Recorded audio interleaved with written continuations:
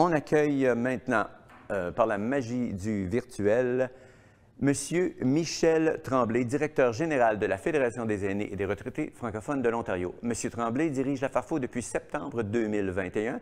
Il a œuvré dans des organismes de maintien à domicile, des services de soutien et d'hébergement pour des personnes âgées, pour ensuite devenir cadre supérieur à la division des soins de longue durée du ministère de la Santé de l'Ontario.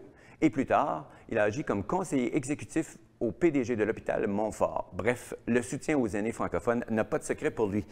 Bonjour, M. Tremblay, et bienvenue à l'émission. Je ne vous vois pas encore, là. Vous m'entendez, M. Tremblay? Richard. Ah, bonjour, Richard. Ça va bien? Ça va très bien. Vous, ça va? Oui, ça va bien. Excellent. Je parle d'Hamilton. À Hamilton, bon, et voilà, la magie nous permet de traverser l'Ontario, puis c'est justement fort utile. Je pense qu'on va en parler un petit peu ça plus tard dans notre entretien. Juste pour mettre la table, je veux dire à nos spectateurs qu'aujourd'hui, avec vous, on va parler du sondage en vue des élections provinciales de l'Ontario que la Farfo a effectué auprès d'environ 300 personnes. Avec ça, on va parler des grands enjeux et des perspectives qui en découlent. On va parler des revendications qu'a fait valoir la Farfo sur le vieillissement et on va parler de la table de concertation des aînés. Alors, je commence avec le sondage.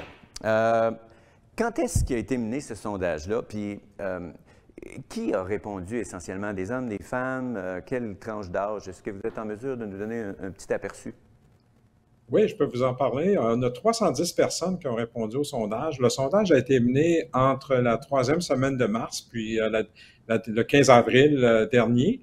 Et on voulait savoir ce que pensent les personnes âgées concernant l'avenir des services, de leurs services, et en vue également des élections provinciales qui vont être déclenchées, je pense, incessamment, et ça va être supposément le 12 juin.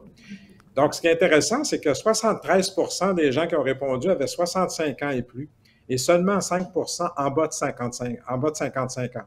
Donc, c'est un sondage qui vraiment reflète ce que les personnes âgées nous ont dit. On a eu des réponses également des communautés comme la communauté LGBTQ, 6 des Autochtones, minorités raciales et des personnes nouvellement arrivées.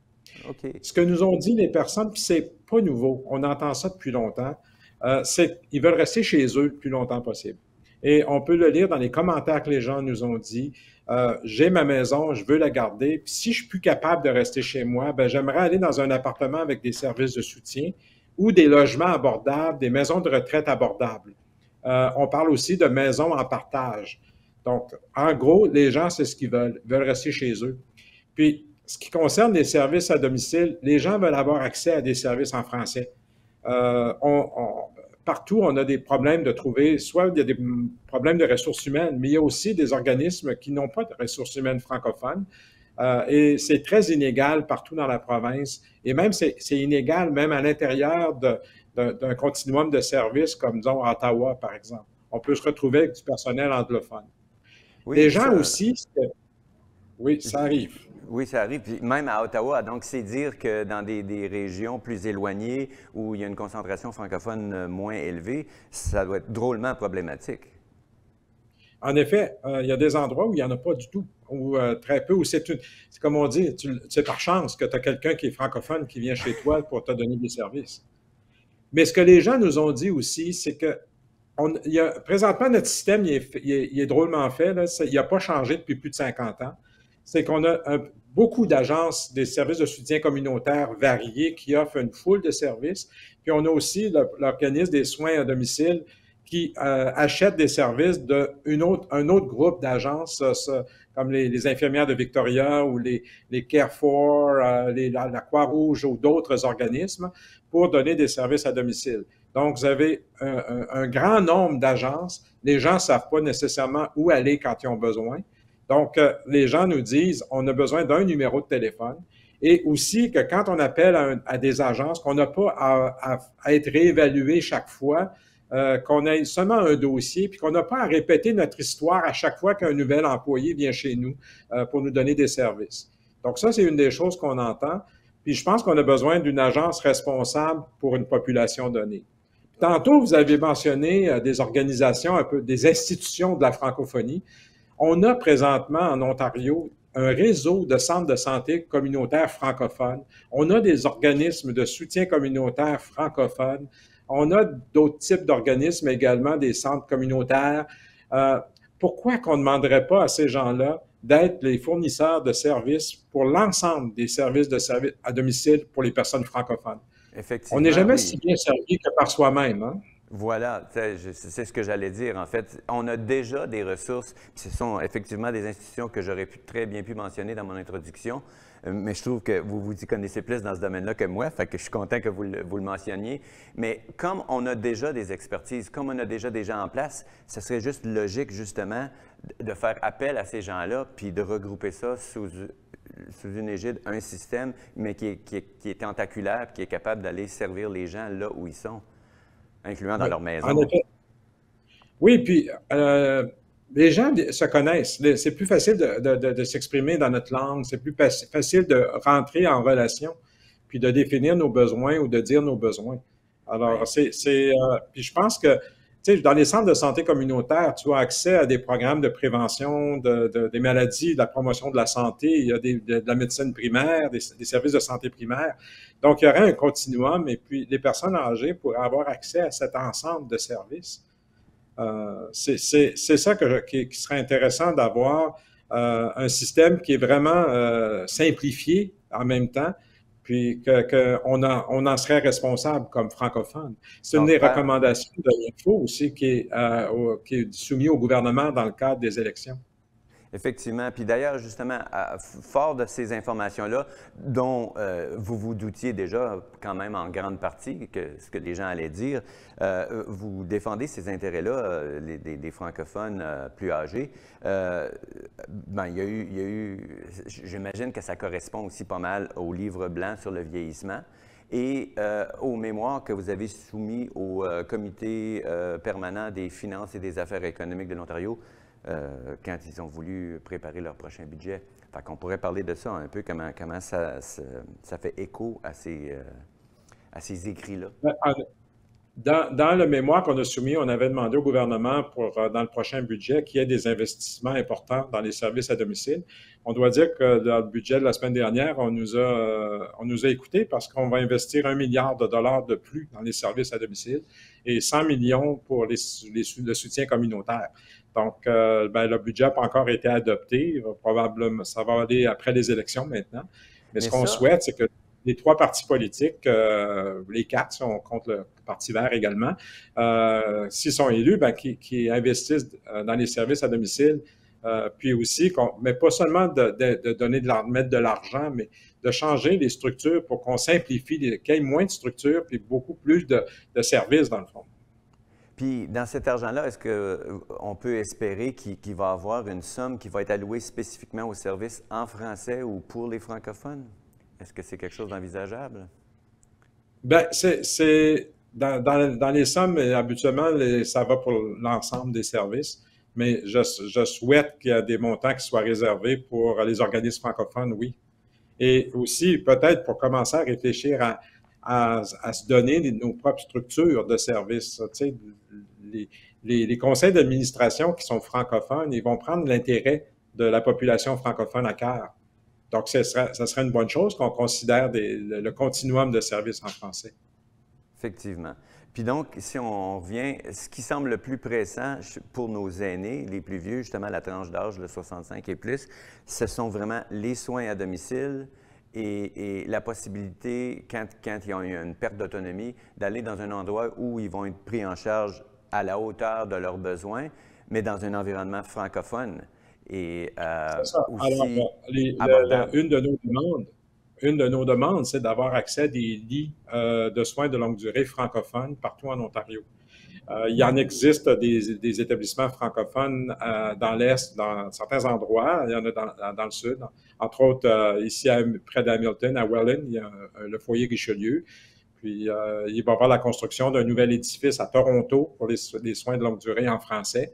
Mais il y a aussi des besoins ailleurs. Alors, une des raisons pour laquelle je suis à Hamilton, justement, je rencontre un collègue d'une entité pour discuter avec lui avec la définition d'un lit francophone, qu'on soit capable de fournir au gouvernement une définition pour être capable d'avoir des livres francophones à différents endroits dans la province. Donc, la FARFO ne fait pas juste de la représentation politique auprès du gouvernement, mais peut s'impliquer aussi mettons, à l'échelle régionale pour planifier des institutions ou l'organisation de ces institutions, si je comprends bien votre geste là, à Hamilton. Oui, on va appuyer toutes les initiatives, les organismes communautaires dans les régions également. On a un comité d'ailleurs avec les entités où est-ce qu'on peut travailler sur justement le continuum de services. On va travailler aussi avec d'autres organisations. Il ne faut pas oublier aussi dans le livre blanc, on parle de réduire les risques puis l'isolement des gens les plus vulnérables. Donc, on doit travailler toujours en partenariat avec toutes sortes d'organisations, associations, pour être capable de trouver des solutions ensemble pour assurer le mieux-être de toutes nos communautés. On veut aussi s'assurer de travailler à avoir des données, être capable d'avoir des données ce que l'on recommande également dans le cadre aux partis politiques, et puis c'est une recommandation également de l'Assemblée de la francophonie de l'Ontario, c'est d'avoir la variable linguistique sur la carte santé. Ça fait des années qu'on le demande. Il y a eu une motion unanime acceptée en Chambre il y a quelques années. Faut que ça bouge. La pandémie achève, là. On devrait avoir du temps maintenant à la consacrer pour changer notre système de base de données pour la carte santé et ajouter la variable linguistique. Oui, c'est très bien. Puis s'il y a une chose que cette année, pandémie, a fait pour nous, on va dire, c'est améliorer notre acuité avec le virtuel, avec les outils électroniques qui nous permettent une communication peut-être plus à plus grande échelle, donc de rejoindre encore là des gens. C'est sûr que pour notre clientèle 65 ans et plus, peut-être, ça devrait s'accompagner d'une, on va dire, éducation au niveau des outils électroniques. Mais ça, c'est aussi quelque chose dont on peut profiter. Et puis, je pense que la FARFO aussi exploite de plus en plus cet aspect-là. Oui, mais après la COVID, on devrait continuer à appuyer les gens à se connecter parce que c'est quand même l'avenir, c'est là. En même temps, il ne faut pas oublier qu'il y a des gens qui ont des ordinateurs, puis ils ne peuvent pas écouter très, très bien notre émission du matin parce que la bande est pas assez large pour certains endroits. Là, on n'a pas l'accès à l'Internet rapide comme on a dans certaines régions de la province. Donc, il y a encore des régions, surtout dans le nord de l'Ontario, où c'est très difficile de se connecter, surtout avec le visuel. Oui, c'est un autre bon point, un autre champ de bataille, ça, qu'il faut investir. C'est ça, ben, hein? Ça m'amène à parler finalement de la table de concertation des aînés. Un outil dont vous m'avez vanté les mérites en pré-entrevue, fait que j'ai hâte que vous partagiez ça avec notre auditoire. Donc, oui, les tables, on les appelle, nous, les tables de collaboration. Oui, plutôt. On ne voulait pas enlever la FO utilise la table de concertation, donc nous, on a choisi les tables de collaboration. Et le but des tables de collaboration, c'est de faire avancer les recommandations du livre blanc un peu partout en Ontario. Et le but aussi, c'est de regrouper des personnes âgées avec des organismes pour être capable de permettre à ces personnes-là, dans le fond, de s'exprimer, de dire leurs besoins, d'être présents, et ensuite de vraiment exprimer les problèmes, les besoins qu'on retrouve localement. Jusqu'à maintenant, on a eu une table à Ottawa. On en a eu une à Thunder Bay dans le nord-ouest et on est en train d'en planifier durant le mois de mai. Il va en avoir 3. Une dans le Moyen-Nord, une dans le Grand Nord et une dans l'Est de l'Ontario. Et on travaille pour peut-être au début de l'automne pour une table à Toronto, le Grand Toronto et la région du Sud-Ouest.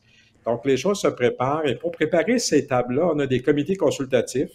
Et ces comités consultatifs-là nous guident dans le choix des thématiques, par exemple, qu'on veut discuter, nous guident dans la planification de l'organisation de la table, qui on devrait inviter, le choix des conférenciers, puis aussi de s'assurer qu'on rejoint le plus grand nombre possible de personnes.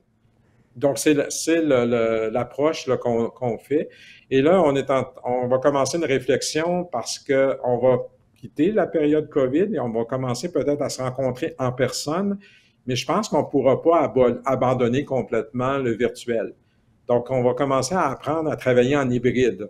C'est une nouvelle méthode de travail. On a appris à travailler en virtuel complètement. Avant ça, on se rencontrait en personne. Mais là, maintenant, je pense qu'on va avoir à apprendre à travailler en hybride. Et c'est une approche différente. On va utiliser la technologie, mais en même temps, on va pouvoir se parler en personne. Effectivement. Puis ça va faire du bien à tout le monde. D'ailleurs, vous avez nommé beaucoup de lieux là, en Ontario où il va y avoir ces tables de collaboration. Est-ce que ça va être en virtuel et en personne ou est-ce que ça va être un ou l'autre, ces tables-là? Ben, c'est ça que quand je parle de hybride. Hybride, ça veut OK, dire qu'on c'est ça. pourrait Donc, avoir les un deux. groupe de personnes dans une salle et on pourrait avoir des personnes qui se joignent à distance. Mais il y a un apprentissage à faire avec ça. C'est pas, ça mène, je l'ai vécu, ça fait pas longtemps, il y a une organisation qui avait organisé une consultation. On était un groupe dans une salle Toronto et il y avait plusieurs personnes qui étaient sur l'écran de chez eux. Et on a eu des présentations principalement à distance, mais d'autres sur les lieux également. Mais c'est qu'il faut que tout le monde ait la capacité de participer. Tout le monde a la capacité de se voir et de s'entendre. Donc, c'est là on a appris un peu à cette rencontre-là, d'ailleurs, qu'il va y avoir des adaptations à faire. Tout à fait. Donc, on aura pu tirer avantage à quelque part de cette pandémie, du confinement surtout. Et ben, écoutez, on est très content que la Farfaux veille au grain, comme disait ma grand-mère. Donc, et puis moi, ben, en fait, le mot de la fin, est-ce que vous auriez quelque chose en particulier à souligner avant qu'on se quitte? Euh, Non, pas vraiment. Je souhaite juste à tout le monde, comme vous avez dit au début, là, que le soleil amène la chaleur en même temps, là. Ça serait une bonne chose. Je pense qu'on a des beaux moments qui s'en viennent. Ce que j'encourage les gens, c'est on va rendre public très bientôt les messages clés pour les élections. Allez demander, que les aînés se fassent voir, se fassent entendre auprès des candidats aux élections. Puis, C'est pas seulement être entendu, mais dites-leur que vous voulez des actions aussi.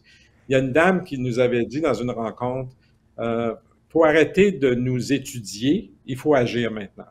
Donc, dites aux candidats là, pour les élections que vous voulez voir de l'action. c'est un très bon mot de la fin, ça, M. Tremblay. Arrêtez de nous étudier, c'est fait. Maintenant, on veut de l'action. Puis moi, j'ajouterais à Oui, ça, en lien avec justement l'élection, on n'est jamais trop vieux pour voter. Puis peut-être justement aussi avec les nouveaux moyens électroniques, il y a moyen de voter autrement. Mais voter, c'est s'exprimer. Donc, si vous voulez pousser le message jusqu'au bout, mesdames, messieurs, de tout âge, allez voter. C'est le temps en juin. Donc, merci beaucoup, beaucoup, M. Tremblay, de votre temps, puis merci de votre implication auprès, justement, de ces personnes peut-être plus vulnérables dans notre communauté. Et ben, à bientôt, j'espère. merci Richard.